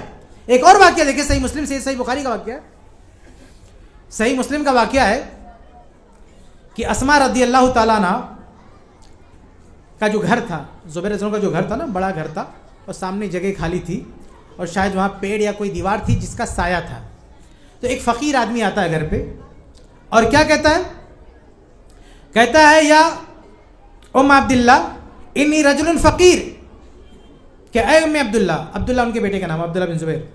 اسما سے کہتا ہے فقیر آدمی کہ اے ام عبداللہ, میں فقیر آدمی ہوں, اردت ان ابیا فی ذل داری کا، یہ جو آپ کے گھر کے سامنے جو سایہ ہے، جو چھاونی ہے، میں چاہتا ہوں کہ یہاں اپنا دھندا لگاؤں، کچھ چیز بیچنا چاہتا ہوں. جیسے کوئی ٹھیلے والے نا کہیں بھی کھڑے ہو کے بیچتے ہیں. تو اس آدمی نے کہا کہ آپ پرمیشن دے دو، میں آپ کے گھر کے سامنے اچھی سی جگہ میں یہاں ٹھیلا لگاؤں گا، تھوڑا سا کچھ بیچوں گا. تو اسما کیا کہتی مجھے کوئی مسئلہ نہیں ہے، لیکن اگر میں نے اجازت دے بھی دیا تو میرے شوہر زبیر آئیں گے تو ان کو بھگا دیں گے، کھدیڑ دیں گے یہاں سے. کہا مجھے تو کوئی پرابلم نہیں ہے، لیکن اگر میرے شوہر آئیں گے، اس کے الفاظ کیا ہیں؟ وہ کہتی ہے کہ ان رخصت لک ابا ذاک زبیر، اگر میں نے الاؤ کر بھی دیا تو زبیر آئیں گے بھگا دیں گے تم کو یہاں کھڑے نہیں ہونے دیں گے، کیونکہ غیرت مند آدمی تھے. لیکن ان کو ترس آتا ہے، اسما کو ترس آتا ہے کہ بیچارہ فقیر ہے، اس کی مدد کرنی چاہیے، تھوڑا ٹھیلا لگا لے گا، بیچ لے گا تو کیا اس کا بگڑ جائے گا. تو کہتی ہے ایسا کرو کہ جب میرے شوہر آ جائیں گے تو شام کو آنا، اور میرے شوہر کے سامنے بولنا کہ یہاں میں اپنا دھندا لگانا چاہتا ہوں، کاروبار کرنا چاہتا ہوں. وہ فقیر شام کو آیا، اور زبیر رضی اللہ عنہ بڑے بارو شخصیت تھے، بڑے بہادر تھے. صحابہ میں شاید اتنا بہادر کوئی نہیں تھا. میدان جنگ میں جب یہ اترتے تھے تو لاشیں گرا دیتے تھے، بڑے بہادر تھے زبیر رضی اللہ عنہ، اللہ کے ان کے رشتہ دار بھی تھے. تو دوبارہ فقیر آیا اور ہمت نہیں ہے زبیر سے بات کرنے کی، وہ مخاطب کر رہا ہے ان کی بیوی کو اسما رضی اللہ عنہ، اور کیا کہہ رہا ہے کہ انی رجل فقیر اردت ان ابیع فی ذل داری کا. پھر وہی بات کہتا ہے کہ میں فقیر آدمی ہوں، آپ کے گھر کے سامنے جو سایہ ہے یہاں میں کچھ بیچنا چاہتا ہوں. فقالت ما لک بالمدینۃ الا داری. تو اسما رضی اللہ عنہ نے کیا کہا؟ ڈانٹا. کہا پورے مدینہ میں تجھے میرا ہی گھر ملا؟ بہت تیزی سے ڈانٹا. کہا پورا مدینہ میں تجھے میرا گھر ملا، نکل یہاں سے، تجھے نہیں دھندا لگانے دیں گے یہاں پہ. تو ان کے جو شوہر تھے وہ تھوڑا متوجہ ہوئے، اور انہوں نے کیا کہا؟ فقال لها الزبیر. تو ان کے شوہر زبیر نے کہا ما لک ام تمنعی رجلا فقیرا یبیع. کہا تمہیں کیا فرق پڑتا ہے، فقیر آدمی بیچارہ کچھ کمانا چاہتا ہے، بیٹھنے دو، کیا بگڑ جائے گا. انہوں نے پرمیشن دے دیا. اگر اسما نے پرمیشن دیا ہوتا تو اس کو بھاگنا پڑتا. اسما رضی اللہ عنہ اپنے شوہر کا مزاج سمجھتی تھی، وہ چاہتی اس فقیر کی مدد ہو، لیکن وہ جانتی تھی اگر میں نے اس کو الاؤ کیا تو میرا شوہر اس کو کھدیڑ دے گا. اس لیے جب وہ وہ بندہ جب آیا تو پہلے ڈانٹا اس کو، اندر سے نہیں ڈانٹا، وہ اپنے شوہر کو منوانے کے لیے ڈانٹا کہ میں اگر اس کو بھگاؤں گی تو میرا شوہر بٹھا دے گا، اور میں نے اگر بول دیا کہ بیٹھو یہاں پہ تو شوہر بھگا دے گا. یہ صحیح مسلم کی روایت ہے. یہ دیکھتے ہیں مزاج کو کیسے سمجھنا چاہیے، کیسے ہینڈل کرنا چاہیے، ایک شوہر کے مزاج کے ساتھ کیسے برتاؤ کرنا چاہیے، سیکھو. اتنی یہ پرابلم بہت بڑی پرابلم ہو سکتی تھی. انہوں نے الاؤ کیا ہوتا، شوہر نے بھگایا ہوتا، اس کو لے کے جھگڑا ہوتا، پتہ نہیں معاملہ کہاں کرتے جاتا. لیکن کتنی خوبصورتی کے ساتھ انہوں نے حل کیا مسئلے کو. شوہر کی محبت بھی برقرار ہے، غیرت بھی برقرار ہے، غریب کی مدد بھی ہو رہی ہے، سب کو سارا معاملہ چل رہا. تو اس طرح سے ایک دوسرے کے مزاج کا خیال رکھنا چاہیے کہ مزاج کیا ہے. عورت ہو یا شوہر ہو، ایک دوسرے کے مزاج کا خیال رکھنا چاہیے. ہم مزاج کا خیال نہیں رکھتے، اپنے مزاج کے حساب سے چلنا چاہیں گے، یہ ممکن نہیں ہے. ایک آدمی سے آپ کا رشتہ ہوا، پوری طرح سے اس کی فکر، اس کی سوچ آپ کی سوچ سے ہم آہنگ نہیں ہو سکتی، ممکن نہیں ہے. ایڈجسٹ کرنا پڑے گا، وہ کرنا چاہیے. ایسے ہی رشتے چلتے ہیں، ورنہ رشتہ ٹوٹ جاتا ہے. اگر آپ کہیں بھی سمجھوتا نہیں کرو گے، کہیں بھی ایک دوسرے کی غیرت کا، اس کی عزت کا خیال نہیں کرو گے تو رشتہ نہیں چل پائے گا. آگے بڑھتے ہیں. 8ویں چیز کیا ہے گھروں کے ٹوٹنے کی وجہ؟ اولاد کی غلط تربیت. ماں باپ کو چاہیے کہ اپنے اولاد کی صحیح تربیت کریں. صحیح تربیت نہیں کریں گے تو کل یہ اولاد بڑی ہو کے منمانی کرے گی. اور صحیح تربیت کریں گے کتنا بڑا بینیفٹ ہے. صحیح مسلم کی روایت ہے کہ آدمی مر جاتا ہے تو مرنے کے بعد بھی 3 چیزوں کا ثواب ملتا رہتا ہے. اس میں ایک کیا ہے؟ او ولد صالح يدعو له، کہ نیک لڑکا جو باپ کے مرنے کے بعد بھی دعا کرتا رہتا ہے. جب اولاد نیک ہوتی ہے تو نہ صرف زندگی میں گھر بسا رہتا ہے، باپ مر بھی جاتا ہے تو بھی تعلق نہیں ٹوٹتا بیٹے کا، تو بھی بیٹے کا تعلق بنا رہتا ہے. لیکن اگر اولاد نیک نہ ہو تو مرنا موت تو دور کی بات، زندگی میں بھی تعلق نہیں بنتا. بیٹا جیسے بڑا ہوتا ہے، باپ اپنے بیٹے کو دین کی تعلیم نہیں دے گا، ڈاکٹر، انجینئر، پتہ نہیں کیا کیا بنائے گا. وہ بننے کے بعد سب سے پہلا دھکا کیا لگتا ہے؟ گھر ویران ہو جاتا ہے. یہ پنچھی اڑ جاتے ہیں. کوئی امریکہ میں جاب کر رہا ہے، کوئی وہاں، یہ بیچارہ ترس رہا ہے کسی سے بات کرنے کے لیے، اور پڑھا لکھا کے اتنا بڑا کیا تھا بچوں کو تاکہ میرا بیٹا کامیاب ہو، کامیاب ہوا تو باپ کو پہچان نہیں رہا، اس لیے کیونکہ دین کی تعلیم نہیں دیا۔ ہم نہیں کہتے ڈاکٹر مت بناؤ، سب کچھ بناؤ، لیکن ساتھ میں دین کی تعلیم بھی دو تاکہ تمہاری عزت کرے، تمہارا احترام کرے۔ آپ ہم لوگ نیٹ پہ کیسی کیسی ویڈیوز دیکھتے ہیں کہ باپ مر گیا اور بیٹا وکیل کو لا کے انگوٹھا لگا رہا ہے پیپر کاغذات پہ، لاش پڑی ہوئی انگوٹھا لگا رہا ہے۔ اللہ اکبر۔ ہمارے بہت سارے ایسے کیسز ہم نے دیکھے ہیں کہ باپ کو پوسٹ مارٹم سے بچانے کے لیے کتنا لاس، کتنا نقصان برداشت کر لیتے ہیں۔ پوسٹ مارٹم کی وجہ سے کئی مسائل حل ہو سکتے ہیں، پراپرٹی کے کچھ مسائل لیتے ہیں، بہت سارے مسائل ہوتے ہیں، میں اس تفصیل میں نہیں جا سکتا، لیکن بیٹا کہتا ہے کہ میرے والدین کا پوسٹ مارٹم نہیں ہوگا، بھلے ہی میرا نقصان ہو جائے، لیکن یہ پڑھی لکھی اولاد یہ کاٹ پیٹ کے برابر کر دیں گے۔ ہم نہیں کہتے کر سکتے پوسٹ مارٹم، اس کی ضرورت ہو، اس سے انکار نہیں ہے، لیکن اولاد جو ہے اگر دیندار ہے تو ماں باپ کا زندگی میں بھی، مرنے کے بعد بھی اس کا احترام کرتی ہے، اور دیندار نہیں ہے تو مرنے کے بعد دور کی بات ہے، زندگی میں کوئی احترام نہیں، بلکہ وہ اولڈ ایج ہوم میں لے جا کے شفٹ کر دیتے، گھر میں رکھتے بھی نہیں، کہتے ہیں بڈھے گھر کا شو خراب کرتے، بھائی خود بھی بگڑا ہے اور بگڑی ہوئی عورت لے کر آئے گا، اور یہ دونوں طے کریں گے کہ یہ بڈھا گھر میں نہیں رہے گا، اس کو لے جا کے اولڈ ایج ہوم میں ڈال دیں گے۔ کتنا بڑا پاپ، کتنا بڑا ظلم ہے بتائیے۔ اللہ کے فضل و کرم سے مسلمانوں کے یہاں معاملہ بہت کم ہے، لیکن یہ بڑھتے جا رہا ہے۔ اگر تعلیم ہم نے روک دیا، بچوں کی تربیت روک دیا، تو یہ معاملہ اور بڑھے گا، لیکن اگر بچہ تعلیم یافتہ ہو کبھی بھی اپنے ماں باپ کو بے سہارا نہیں چھوڑ سکتا۔ ماں باپ کو کتنی بڑی بیماری ہو جائے، کچھ بھی ہو جائے، اور بھیک مانگ کے 1-1 روپیہ اکٹھا کر کے علاج کرائے گا، لیکن وہ کسی اور گھر میں شفٹ نہیں کرے گا، ماں باپ کو گھر نہیں ٹوٹنے دے گا وہ۔ اس لیے ماں باپ کو دین کی تعلیم دو، دین کی تعلیم نہیں دو گے تو یہ بیٹا بھی تمہیں اٹھا کے باہر پھینک دے گا، اور یہ بیٹی بھی بڑی ہو کے میرا جسم میری مرضی کے کا نعرہ لگائے گی، ماں باپ کو کچھ نہیں سمجھے گی نا، جہاں جائے گی بھاگ نکل جائے گی۔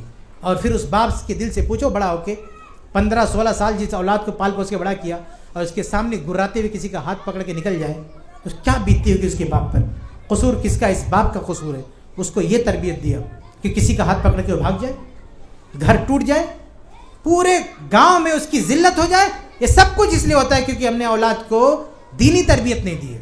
آپ جو چاہیں انہیں ڈاکٹر، انجینئر، سب کچھ بناؤ، لیکن دین سے بھی جوڑے رکھو، مسجد سے جوڑے رکھو، علماء سے جوڑے رکھو، تاکہ ان کا ذہن دیندارانہ رہے اور وہ اپنے والدین کے ساتھ، اپنے پریوار کے ساتھ وہ سلوک نہ کریں جو ہمیں دیکھنے سننے کو ملتا ہے۔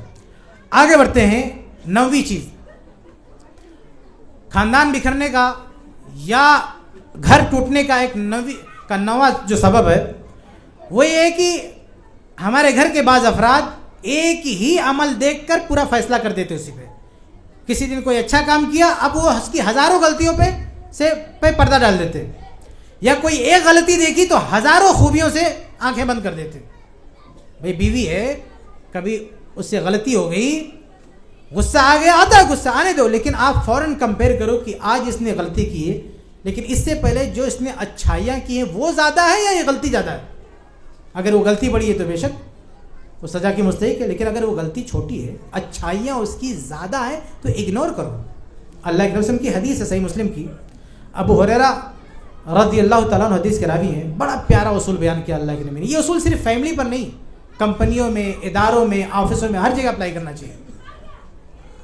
اللہ کے نبی کیا فرماتے ہیں؟ لا یفرق مؤمن مؤمنہ، کوئی آدمی کسی عورت سے دشمنی نہ پالے، بغض نہ رکھے، ان کریہ منہا خلقا رضی منہا آخر، اگر اس کی کوئی ایک بات ناپسند لگ رہی ہے تو دوسری بات اچھی بھی تو لگ رہی ہے۔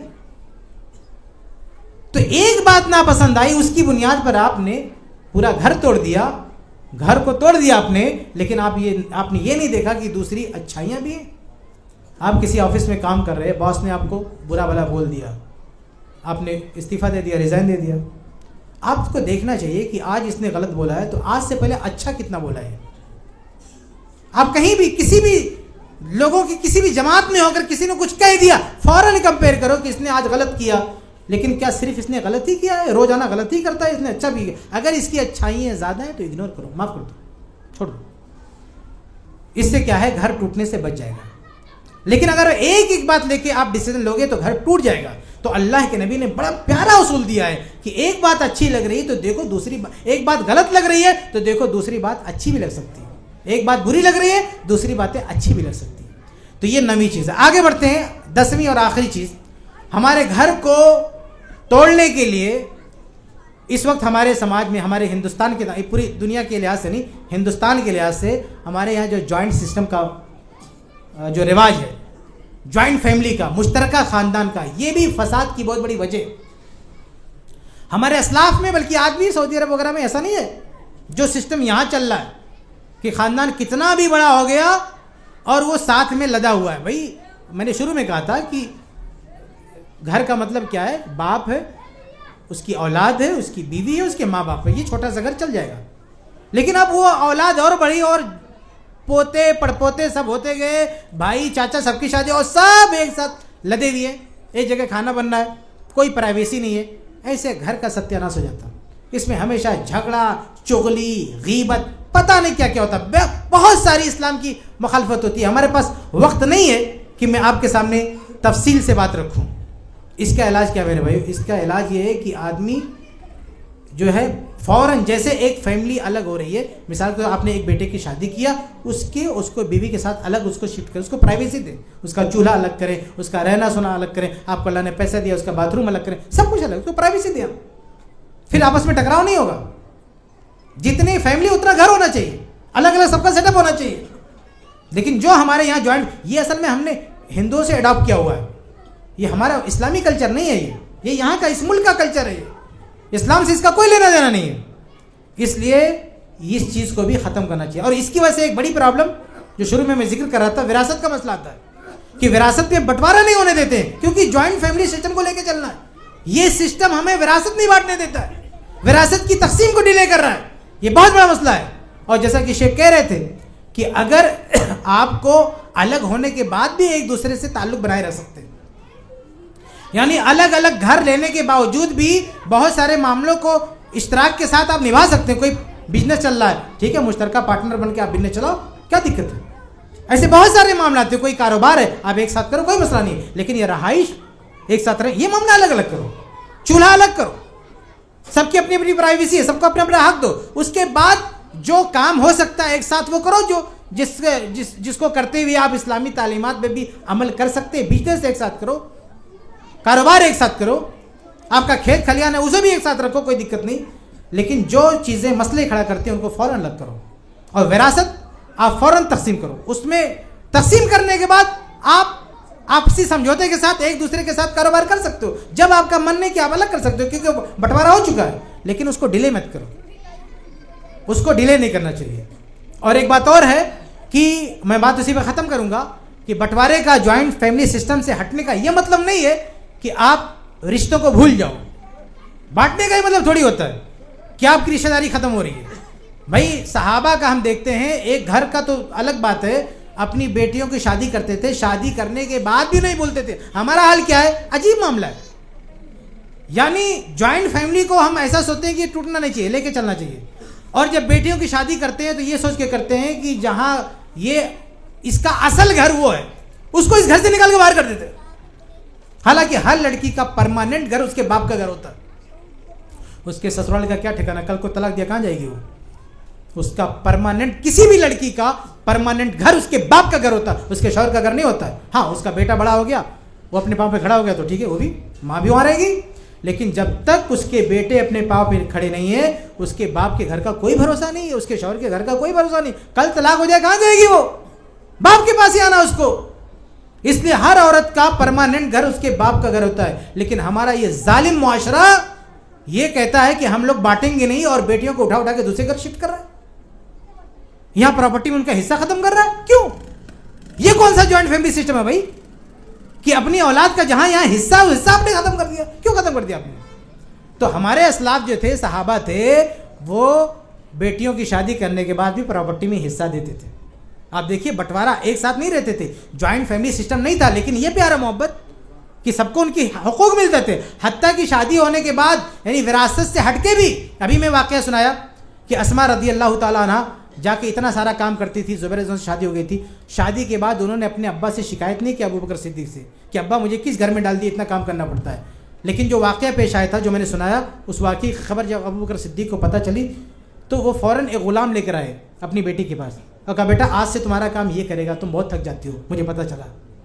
تو اسما کیا کہتی ہے, بخاری کے الفاظ کیا, اسما کہتی ہے فَكَأَنَّمَا أَعْتَقَنِي, ابا نے جب غلام گفٹ دیا تو مجھے ایسا فیل ہوا کہ آج ابا نے مجھے آزاد کیا ہے. ابو بکر صدیق تو بہت سارے غلاموں کو آزاد کرتے تھے, بلال کو آزاد کیا, فلاں کو آزاد کیا, فلاں کو آزاد کیا. بیٹی کیا کہتی ہے کہ جب ابا نے ایک غلام گفٹ کیا تو مجھے فیل ہوا آج ابا نے مجھے بھی آزاد کیا, یعنی اس سے پہلے میں بھی غلاموں جیسی بن گئی تھی, لیکن بیٹے نے جا کے ہیلپ کیا نا, مدد کیا. آپ دیکھیے الگ الگ رہ رہے ہیں, جوائنٹ فیملی سسٹم نہیں ہے, لیکن شادی کے بعد بھی کوئی پرابلم ہے, شوہر کو فون نہیں کیا, اپنے داماد کو زبیر کو فون نہیں کیا, ڈسٹرب نہیں کیا, جا کے پرابلم سالو کیا ابو بکر صدیق رضی اللہ عنہ نے. اور ہمارا حل کیا ہے, یہاں جوائنٹ فیملی سسٹم لے کے کرے گا, اور شادی کے بعد بیٹی مر رہی ہے, دھس رہی ہے, کیا ہو رہا ہے, کوئی پرواہ نہیں ہم کو. یہ کون سا جوائنٹ فیملی سسٹم ہے بھائی, یہ کون سی رشتہ داری نبھانی ہے. یہ جوائنٹ فیملی سسٹم کوئی چیز نہیں, اصل ہے رشتہ. آپ الگ الگ کرو گھر, رہائش الگ الگ کرو, لیکن رشتے نبھاؤ, رشتوں کے حقوق ادا کرو. ایسی بہت ساری مثالیں, وقت نہیں ہے. معقل بن یسار تو صحیح بخاری کی روایت ہے, ان کی بہن, انہوں نے اپنے باپ کے مرنے کے بعد اپنی بہن کی شادی اپنے خرچے سے کی. شوہر نے طلاق دے دیا, بٹھا کے اپنے گھر پہ بٹھا لیا, فوراً لا کے اپنے گھر پہ بٹھا لیا. وہ شوہر آتا ہے کچھ دن کے بعد, معافی مانگتا ہے کہ بھیا پھر سے شادی کرا دو, ایک ہی طلاق دیا تھا, شادی ہو سکتی تھی. بھائی نے بھگا دیا, کہا میں نے اپنی بہن کی شادی کی تھی, تو نے بدتمیزی کی, میری بہن کو پریشان کیا, اب دوبارہ شادی کروں گا نہیں, نکل یہاں سے. قرآن کی آیت نازل ہوئی کہ اگر دونوں شادی کرنا چاہتے ہیں تو بھائی کیوں روک رہا ہے. تو اللہ کے نبی صلی اللہ علیہ وسلم نے ان کو حکم دیا کہ یہ شادی تم روک نہیں سکتے. تب بھائی نے کہا, معقل رضی اللہ عنہ نے کہا ٹھیک ہے الان یا رسول اللہ, اللہ کے رسول اب میں بیچ میں نہیں آؤں گا, شادی ہو جانے دو. یہ آپ دیکھیے جوائنٹ فیملی سسٹم نہیں ہے, لیکن محبت کتنی ہے. آج اگر بہن کو طلاق ہو جائے, ہمارے گھر پر آئے, ہم کیا حال کریں گے اس کا پتہ. لیکن یہ صحابہ نے کیا حال کیا. جابر بن عبداللہ رضی اللہ تعالیٰ عنہ, جوائنٹ فیملی سسٹم میں لوگ نہیں رہتے تھے, لیکن باپ نے 9 بیٹیوں کو چھوڑ کے شہادت حاصل کی, ان 9 بیٹیوں کو پال پوس کے ایک بھائی نے اکیلے بڑا کیا. تو بٹوارے کا یہ مطلب نہیں ہوتا ہے کہ آپ جو ہے بالکل الگ کر دو, بلکہ میں بات ختم کرتا ہوں. یہ زبیر رضی اللہ تعالیٰ عنہ جن کی مثال میں نے پیش کیا, انہوں نے ایک اسپیشل گھر بنوا کے رکھا تھا بیک اپ کے طور پہ. کیا کہ اگر میری کسی بیٹی کو طلاق ہو گیا تو بیٹی یہاں کی رہے گی. آپ سوچئے اتنا خیال رشتوں کا, آپ کیا سمجھتے ہو یہ ظالمانہ نظام ہے اسلام کا, جو کہتا ہے جوائنٹ فیملی سسٹم میں رہنے سے دقتیں آتی ہیں. تو اس کا مطلب نہیں کہ رشتوں کا مخالف ہے. آج ہمارے یہاں شاید ہی کوئی ایسی مثال ملے کہ کسی باپ نے اپنی بیٹی کا کوئی بیک اپ تیار کیا ہو کہ کل کو طلاق ہو جائے, کہاں جائے گی میرے مرنے کے بعد. لیکن زبیر رضی اللہ تعالیٰ نے بیک اپ میں گھر بنا کے رکھے تھے کہ اگر کسی بھی میری بیٹی کو طلاق ہوتی ہے یا بیوہ ہوتی ہے, بے سہارا ہوتی ہے, تو اس گھر میں آ کے رہے گی میری بیٹی. یہ صحابہ کرام تھے. تو کہنے کا مطلب ہے کہ بٹوارے کا یہ مطلب نہیں کہ رشتے ختم کر دو, گھر الگ الگ کرو تاکہ یہ رشتے باقی رہے. خاندان ٹوٹنا اس کو نہیں کہتے بٹوارا. خاندان ٹوٹنا کیا ہوتا ہے, جو ہمارا ٹاپک ہے خاندان ٹوٹنا. خاندان ٹوٹنے کا مطلب بٹوارا نہیں ہے. خاندان ٹوٹنے کا مطلب رشتے کو ختم کرنا ہے, بات چیت کو ختم کرنا ہے, بول چال کو بند کرنا ہے, بھائی بھائی کو سلام نہیں کر رہا ہے, یہ گھر ٹوٹنا. یہ گھر ٹوٹنا نہیں ہے کہ بڑا سا گھر تھا 2 حصے میں بٹ گیا. یہ گھر ٹوٹنا نہیں ہے, گھر آباد ہو رہا ہے. گھر ٹوٹے گا تب جب بھائی بھائی سے بات نہیں کرے گا, جب بیٹا باپ سے بات نہیں کرے گا, باپ بیٹے سے بات نہیں کرے گا. بلکہ بعض لوگوں نے کہا کہ کبھی کبھی بیٹا اتنا ناراض ہوتا, کہتا میں اپنے باپ کی میت میں نہیں جاؤں گا, اس کا جنازہ نہیں پڑھوں گا, اس نے میرے ساتھ یہ اتیاچار کیا. اس کو بولتے ہیں گھر ٹوٹنا. ایک ساتھ جہاں رہ رہے ہیں اس گھر کو توڑ کے بانٹنا, وراثت تقسیم کرنا, الگ الگ رہنا, یہ گھر توڑنا نہیں. گھر توڑنا رشتوں کو توڑنا ہے. تو یہ چند باتیں تھیں اس تعلق سے جو میں آپ کے سامنے پیش کر سکا کہ گھر ٹوٹنے کے اسباب کیا ہوتے ہیں. اللہ تعالیٰ سے دعا ہے اللہ تعالیٰ ہم سب کو کتاب و سنت کی روشنی میں اپنا ہر مسئلہ حل کرنے کی توفیق عطا فرمائے. کتاب و سنت پر جب تک ہم زندہ ہیں چلائے. آمین یا رب العالمین.